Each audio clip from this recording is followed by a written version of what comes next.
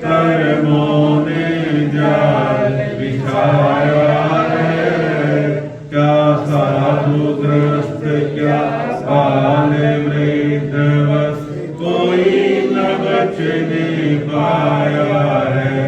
अति शुभ कर्मों के आने से संतों का समागम,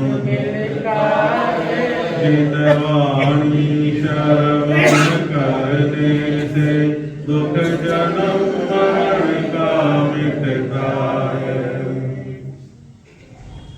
अहिंसा एवं करुणा के अवतार श्रवण भगवान महावीर के पौंतनी चरणों में सादर कोटि कोटि वंदन अभिनंदन। ध्यान योगी युग प्रधानाचार्य पूज्य श्री शिव मुनि जी महाराज साहब, संघ गौरव उप प्रवर्तक परम सेवा भावी पूज्य गुरुदेव श्री प्रेम सुख जी महाराज के पावनी चरणों में सादर कोटि कोटि वंदन अभिनंदन। आदरणीय समादरणीय मुनिवृंद, उपस्थित धर्मनिष्ठ बंधुओं, माताओं एवं बहनों, पिछले 2 रविवारों सहित आप लोग सुन रहे हैं शिष्टाचार के सूत्रों के संबंध में। आपको विदित होगा कि मैंने एक सूत्र प्रारंभ किया था। आचार्य हेमचंद्र सूरी ने गृहस्थ में निवास करने वाले गृहस्थी लोगों के लिए सुंदर सुंदर प्रेरणा सूत्र प्रदान करे हैं और 35 प्रकार के मार्गानुसारी बोलों के बारे में सुंदर प्रकाश डाला है। 35 सूत्र बतलाए। उन सूत्रों में एक सूत्र है शिष्टाचार प्रशंसक है। शिष्टाचार प्रशंसक का मतलब है कि गृहस्थ में रहने वाला गृहस्थी व्यक्ति श्रावक श्राविका की भूमिका में तो बाद में पहुंचेगा, पहले एक अच्छा इंसान एक अच्छा नागरिक बन जाए। और अच्छा इंसान अच्छा नागरिक बनने के लिए 35 सूत्र बतलाए। उसमें कहा शिष्टाचार प्रशंसक है, यानी कि स्वयं शिष्ट सुंदर अच्छे आचरण का पालन करे, औरों से अच्छे आचरण का पालन करवाए और अच्छा आचरण पालन करने वालों की अनुमोदना करे, समर्थन करे, सुंदर माहौल बनाए। आप हमेशा इस बात को ध्यान रखना, मानव समाज में चोर चकारी, हिंसा, लूट खसोट, व्यभिचार को सरकार प्रशासन मीडिया महत्व देगा तो वैसे तत्व आगे बढ़ेंगे। और अच्छे लोगों का हम समर्थन करते हैं तो अच्छे लोग आगे आते हैं, उनका मनोबल बढ़ता है और समाज के वातावरण की शुद्धि होती है।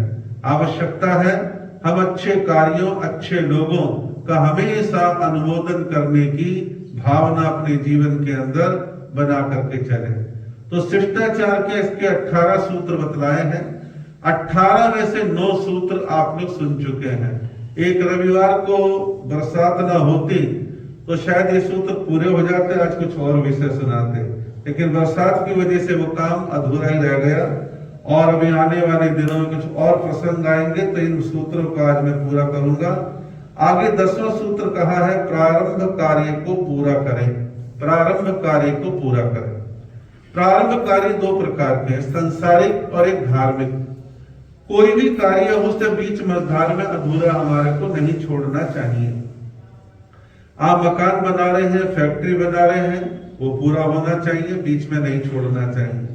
सरकार के बहुत सारे प्रोजेक्ट आते हैं, वो भी समय पर पूरे होने चाहिए।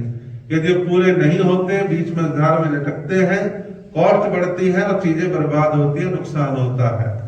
इसी प्रकार धर्म के क्षेत्र में आप विभिन्न प्रकार के संकल्प करते हैं, नियम लेते हैं, प्रत्याख्यान करते हैं कि भाई महाराज का चातुर्मास उठ रहा है, बड़ा सुंदर वातावरण बना हुआ, संतों ने प्रेरणा दी और आपको भी जोश आ गया कि महाराज 1 साल का माला का नियम, महाराज 1 साल सामायिक करने का नियम, महाराज 1 साल स्वाध्याय करने का नियम, प्रत्येक शनिवार को आयंबिल करने का नियम, अष्टमी 14 को फला फला प्रकार के मेरे प्रत्याख्यान रहेंगे। जोश जोश में नियम ले भी लिया, 4-6 महीने निभाया और बीच मझधार में उनको छोड़ बैठे। विभिन्न प्रकार के बहाने कह लो, विभिन्न प्रकार के अंतराय कह लो, वो आते हैं और व्यक्ति बीच में उन चीजों को छोड़ बैठता है। तो हम अपने कार्यों को बीच मझधार में ना छोड़ें, उनको पूरा करने का प्रयत्न करें। अधूरा कार्य छोड़ने का कोई अच्छा परिणाम कभी भी नहीं आता। एक टीचर हर संभव कोशिश करता है, करनी भी चाहिए कि बच्चों के एग्जाम आने से काफी पहले मैं सिलेबस को पूरा कर दूं। और बीच में उस सिलेबस को छोड़ देता है तो सैकड़ों विद्यार्थियों के साथ अन्याय करता है। तो इसलिए कोई भी काम हो, धार्मिक हो, व्यवहारिक हो, सांसारिक हो, उस कार्य को अधूरा ना छोड़ते पूरा करने की भावना रखना। आगे कहा है कि कुलाचार का पालन करना। कुलाचार का पालन, कुलाचार हर व्यक्ति का अपना कुल होता है, एक खानदान होता है और कुल की कुछ मर्यादाएं, कुछ कुल के कुछ नियम बन जाते हैं और वो नियम तो एक रात में नहीं बनते। सैकड़ों सालों से परिपाटी चली आ रही। हमारे पिताजी के पिताजी, पिताजी के पिताजी, उन लोगों ने कुछ परंपराएं बना दी जो हमारे कुल का आचरण बनकर कुलाचार हो गया। तो कुलाचार का यथासंभव पालन करना, लेकिन एक बात विवेक की हमेशा कुलाचार का पालन करने वालों को भी ध्यान में रखनी चाहिए। मान लीजिए 100, 125, 150 साल पहले हमारे कुल में, खानदान में, परिवार में परिपाटी से कोई चीज चली आ रही है, लेकिन काल के प्रभाव से उस व्यवस्था में कुछ विकृति आ गई है, कुछ खराबियां आ गई हैं, उसका स्वरूप बिगड़ गया है। तो ऐसे बिगड़े हुए स्वरूप की रीत निभाना भी बेकार है। आप मनुष्य हैं, मननशील हैं, चिंतन करें कि शायद ये परिपाटी तब अच्छी रही होगी और आज इसमें विकृति है, आज इसमें कमी है, आज इसमें खोट है। तो इसमें विकृति को, खोट को में सुधारने का काम भी मेरा ही है।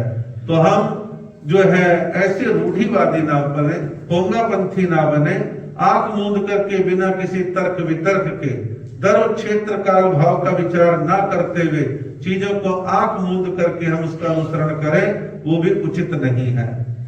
इसके पश्चात आगे 12वां सूत्र कहा है, धन का अपव्यय ना हो। धन का अपव्यय का मतलब क्या है? धन की बर्बादी, फिजूल खर्ची। फिजूल खर्ची, धन की बर्बादी से हर व्यक्ति को बचना चाहिए। हर व्यक्ति की बात जब मैं कह रहा हूं तो खाली मैं जैन की ही बात नहीं कर रहा, जीवन की सामान्य सी बात है। सबके साथ ये चीजें लगी हुई हैं। व्यक्ति पैसा कमाता है, कई प्रकार से मेहनत करके कमाता है, लेकिन धन रूपी ऊर्जा, धन रूपी शक्ति को हम व्यर्थ गंवाते रहते हैं, ये उचित नहीं है। आप देखिए कोरोना काल में जिन लोगों ने पैसा बचा के रख रखा था, तो कोरोना काल में उसको खर्च कर ले तो इन्हें कर्जा लेने की जरूरत नहीं पड़ी, हाथ पसारने की जरूरत नहीं पड़ी। अपना पैसा था, आड़े वक्त पर संकट काल में काम आ गया। तो संकट काल में धन का काम होता ही होता है, व्यक्ति को बहुत तरह की सहायता मिलती है। तो धन का अपव्यय, धन की बर्बादी ना करें। आप देखिए कि वर्तमान में ऐसा सब लोग महसूस करते हैं कि नई पीढ़ी के बच्चे पैसे की वैल्यू नहीं समझते और अंधाधुंध खर्च करने की प्रवृत्ति रहती है। लेकिन ऐसे भी बच्चे हैं जो पैसे की सेविंग करना जानते हैं, पैसे को बचाते हैं। और ऐसे जीवन में होना भी चाहिए कि जहां कम पैसों से काम चल सकता है उसे चलाए। पैसे की वेस्टेज को हर व्यक्ति बचाए। सरकार अपने लेवल पर बचाए, व्यक्ति अपने लेवल पर बचाए, परिवार अपने तरीके से बचाए और समाजें अपने तरीके से बचाए। तो पैसे का बचाना, फिर उस पैसे का विवेकपूर्ण तरीके से उपयोग करना कि कहाँ ये ज्यादा हितकारी है, कहाँ इसकी उपयोगिता है, उसका ध्यान, उसका विवेक सबको रखना चाहिए। एक घटना है और सत्य घटना है।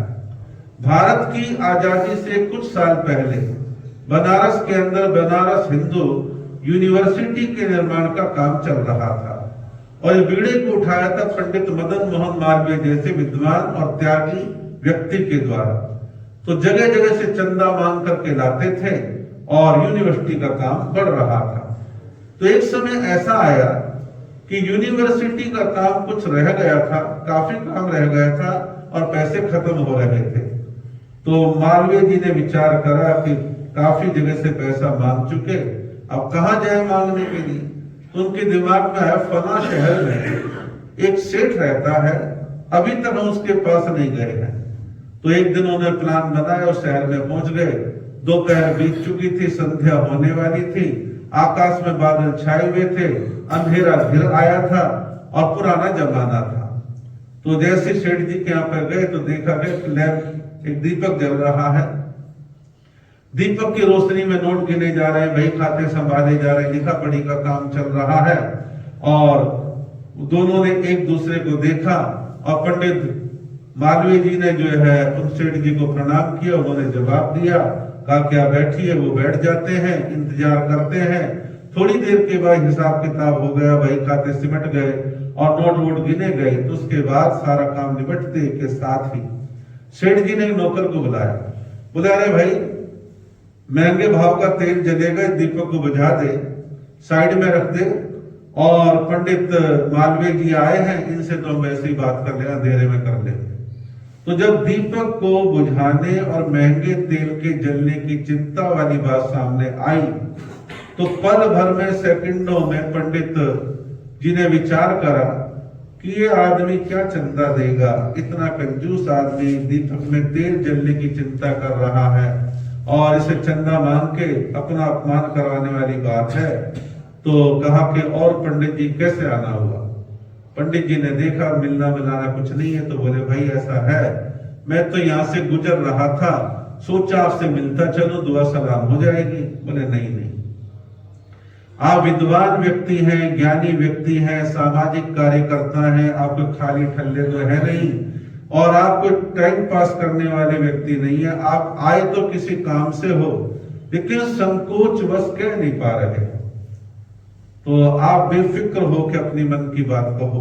जब ये कहा तो मन को थोड़ा सा नॉर्मल करके बोले पंडित अपने पंडित मदन मोहन मालवीय जी कि भाई बात ऐसी है, तुम्हें पता है बनारस में बनारस हिंदू यूनिवर्सिटी के निर्माण का काम चल रहा है और पैसा खत्म हो रहा था, चंदा मांगना था, आपका ख्याल आया, आपके शहर में आया। लेकिन चंदा मांगने से पहले, अभी थोड़ी देर पहले, आपने जो दीपक में तेल जलने की चिंता व्यक्त करी, उस बात को सुनकर के मेरा दिमाग ठनक गया कि जो व्यक्ति तेल जलने की इतनी चिंता कर सका, क्या चंदा देगा। मुस्कुरा के सेठ जी हंसने लगे, मुनीम को आवाज दी और मुनीम से कहा एक काम करो, मुनीम के अंदर जाओ, तिजोरी खोलो। तिजोरी में ऊपर वाले खाने में 1.25 लाख रुपए की थैली पड़ी है, वो लेके आओ। मुनीम जी लेकर के आए, सेठ जी अपने स्थान पर खड़े हुए, थैली अपने हाथ में ली और झुक के नम करके पंडित मदन मोहन मालवीय जी के हाथ में देते कहा कि 1.25 लाख की थैली है, तुच्छ भेंट है, इसे स्वीकार करो और इससे निर्माण कार्य में लगाओ। और एक चीज और कहता हूं, भविष्य में भी आपको पैसे की फिर जरूरत हो तो मांगने में संकोच मत करना, आप इशारा करना, मैं फिर दूंगा, कोई दिक्कत नहीं है। तो वहां पर फिर बाद में सेठ जी ने कहा देखो पंडित जी, बात ऐसी है, मैंने अपनी जिंदगी का कसूर बना रखा है, धन का कहीं सदुपयोग होता है तो वहां देने में संकोच नहीं। धन की बर्बादी, वस्तु पदार्थ की बर्बादी, चीजों की बर्बादी, वो मुझे बर्दाश्त नहीं है। तेल जले, घी बर्बाद हो, मसाले बर्बाद हो, कपड़ा बर्बाद हो, समय बर्बाद हो, वो मुझे बर्दाश्त नहीं। बाकी आप पैसा ले जाइए। ये एक दृष्टिकोण है और ये दृष्टिकोण सबके जीवन में आना चाहिए। हम धन रूपी ताकत का सदुपयोग करना सीखें, कहां दान देना है, कहां उपयोग है और बच्चों पे खर्च करना किस लिमिट में खर्च करना है, विवाह शादी के बजट को कैसे नियंत्रित करना है, फिजूल खर्चियां कैसे रोकनी है। तो ये एक मनोवृत्ति होनी चाहिए। अक्सर हमारे समाज में चहुं और एक चिंता का विषय रहता है, जो व्हाट्सएप पर भी लोग जाहिर करते हैं, जवानी चर्चा भी करते हैं, फिक्र व्यक्त करते हैं और किसी हद तक वो सही भी है। देखिए, किसी को दीक्षा लेनी है, किसी की जयंती है और कोई पंच कल्याणक है, प्रतिष्ठा महोत्सव है, करो, लेकिन प्रतीकात्मक तरीके से उसको ठीक ठाक बजट में कर लो। अब अनाप शनाप खर्च करने को सीमा नहीं है, जितना मर्जी खर्च कर लो। हमारे यहाँ पर स्वागत अभिनंदनों में एक अच्छा खासा बजट खर्च हो जाता है। इन सब चीजों से बचने का प्रयत्न सबको करना चाहिए। इसके लिए लठ लेके पैमाना तो नहीं बनाया जा सकता, लेकिन अंततः व्यक्ति का विवेक काम आता है और विवेक से, बुद्धिबल से हम चीजों को नियंत्रित करने का भाव रखें, वो ज्यादा अच्छा है। अगला सूत्र बतलाया 13वां, योग्य स्थान पर योग्य कार्य करना। हर स्थान की अपनी गरिमा होती है। धर्म स्थान पर कोई व्यक्ति आया है तो कोशिश करे माला फेरो, जाप करो, स्वाध्याय करो, संतों के पास बैठ के धार्मिक चर्चा करो, लौकिक सांसारिक चर्चा में यहाँ ना करो। ये धर्म स्थान है, धर्म स्थान की अपनी एक गरिमा है। और धर्म स्थान में बैठ करके रिश्ते ब्याह कराने के फोन घुमा रहा है, प्रॉपर्टी डीलरी का काम यहाँ से बैठ के कर रहा है, कुछ और काम कर रहा है, तो चिंता और चिंतन का विषय है। शमशान घाट पे गए हैं, गमगीन वातावरण है, वहां हंस के बातें कर रहे हैं, मोबाइल पर कुछ देख रहे हैं, सुन रहे हैं या जवाब दे रहे हैं किसी का, तो वहां के लिए उचित नहीं है। तो हर स्थान की अपनी गरिमा है। आप दुकान पर बैठते हैं तो आप व्यापार कीजिए, ग्राहकों को अटेंड कीजिए, लेकिन वहां बैठ के आलतू फालतू काम करेंगे तो वो वहां के लिए उचित नहीं है। तो हर स्थान की अपनी गरिमा है। तो योग्य स्थान पर योग्य कार्य हर व्यक्ति को करना चाहिए। 14वां सूत्र बतलाया है शिष्टाचार का, मुख्य कार्य में दिलचस्पी रखे। मुख्य कार्य, हर व्यक्ति का अपना अपना मुख्य कार्य होता है। साधु का मुख्य कार्य है ज्ञान ध्यान स्वाध्याय जप तप संयम मर्यादा, ये उसका मुख्य कार्य है। और साधु बार बार सांसारिक कार्यों में उलझे, उसमें रुचि ले, बाहर की बातों में ज्यादा ही उलझ जाए तो वो भी उचित नहीं है। तो कुल मिलाकर के मुख्य कार्य साधु का अपना है, एक राजनेता का अपना है, गृहस्थी का अपना है, मिलिट्री के जवान का अपना है, हर व्यक्ति का अपना एक मुख्य कार्य होता है। तो हमें मुख्य कार्य में विशेष दिलचस्पी रखनी चाहिए, इसमें रुचि बना करके रखनी चाहिए। 15वां सूत्र बतलाया है आलस्य प्रमाद का परिहार। आलस्य प्रमाद का परिहार बार बार शास्त्रों में कहा है। साधु साध्वी श्रावक श्राविका, उसके आध्यात्मिक विकास में सबसे बड़ा अवरोध वो है प्रमाद, आलस्य। प्रमाद आलस्य हावी रहेगा तो साधना ढंग से नहीं होगी।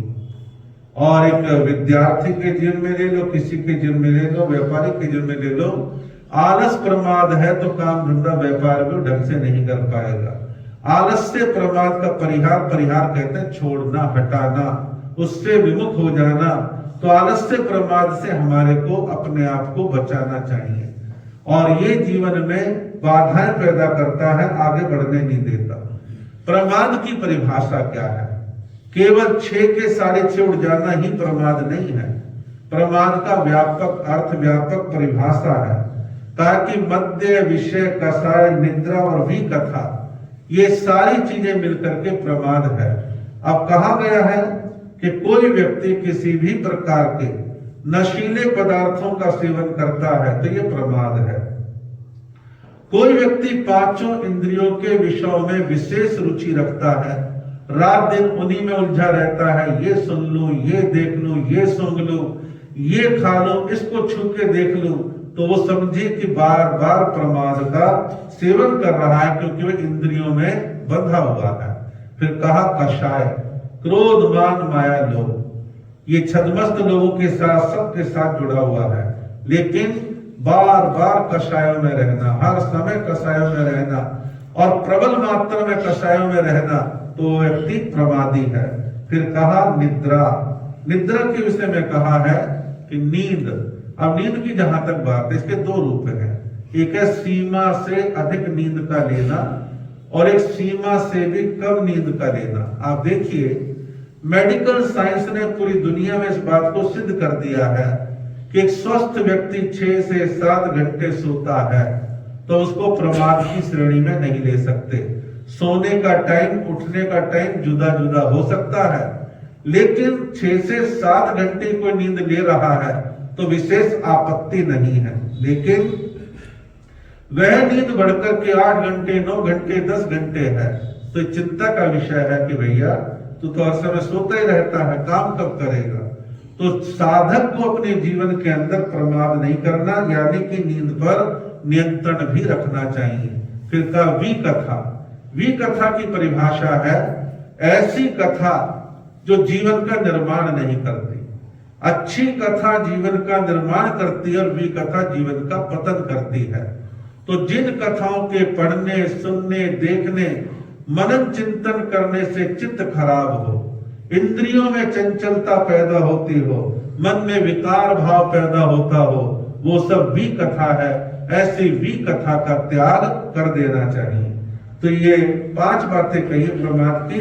मध्य, विषय, कषाय, निद्रा और विकथा, इनको छोड़ देना चाहिए। 16वां सूत्र कहा है लोकाचार का पालन करना। जैसे कुलाचार ऐसे लोकाचार है। लोकाचार की परिभाषा है कि लोक में, जगत में, आस में, पड़ोस में, गली में, मोहल्ले में, गांव में, नगर में कोई आचरण चला आ रहा है तो ठीक है भाई, दुनिया ऐसा करती है, चलो हम भी व्यवहार निभा लेते हैं, हम भी लोकाचार का पालन कर लेते हैं। लेकिन लोकाचार में भी व्यवहार, विचार और विवेक होना चाहिए। मान लीजिए लोकाचार में कोई विकृति पैदा हो रही है, खराबी पैदा हो रही है, तो उस खराबी को छोड़ना चाहिए। जैसे आजकल एक बड़ा कंट्रोवर्शियल विषय रहता है कि वे आतिशबाजी छोड़े या ना छोड़े। एक जैन साधु तो कहेगा भी छोड़ो, लेकिन मैं बाह्य दृष्टि से कह रहा हूं। कुछ कहते हैं लो जी ये तो हमारी परंपरा है। परंपरा कुछ नहीं है। तो बीच के काल में आतिशबाजी का आविष्कार हो गया, मुस्लिम देशों से आतिशबाजी का प्रचलन आया, भारत के लोगों ने स्वीकार कर लिया, चलने लगा। लेकिन जब वो जानलेवा बन जाए, प्रदूषण का हेतु बन जाए, सांस लेने में दिक्कत होती हो, बुजुर्ग और बच्चे बीमार होते हो, तो ऐसी आतिशबाजी को छोड़ देना चाहिए। ऐसे लोकाचार का पालन करके क्या करना है? होली सब जलाते हैं, लेकिन होली के दहन के तरीके से प्रतीकात्मक कर दे, इतना पेड़ कटता है, इतना ईंधन जलता है, विचार करने का विषय है। तो लोकाचार का पालन करें, लेकिन उसमें विवेक बना करके रखें। 17वां सूत्र का है औचित्य का पालन करें।